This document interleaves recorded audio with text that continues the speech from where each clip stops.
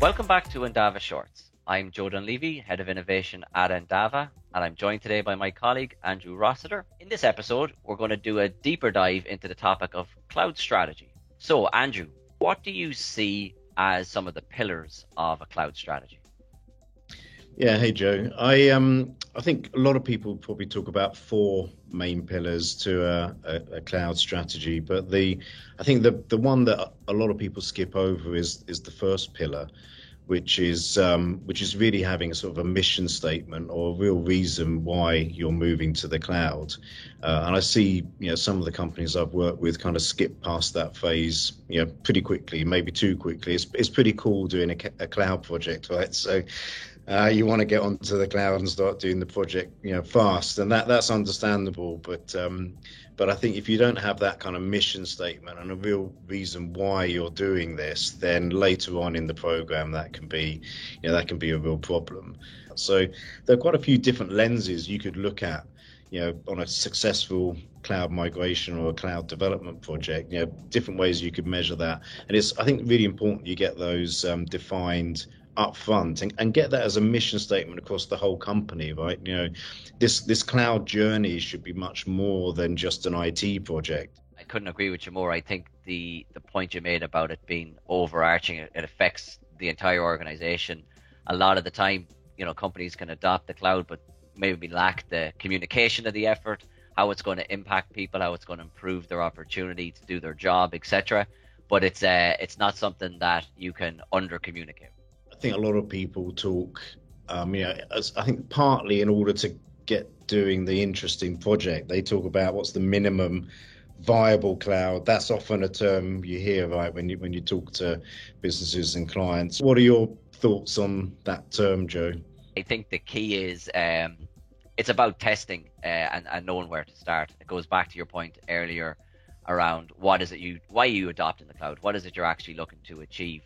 Minimal viable cloud adoption to me is starting somewhere, right? I think in essence, there's plenty written about this. I think it's important to know where's the place for you to start, but don't underestimate that kind of foundation and the framework. So Andrew, we've spoken a lot about the cloud innovation strategy. What would you see as some of the advice that you'd give to our viewers?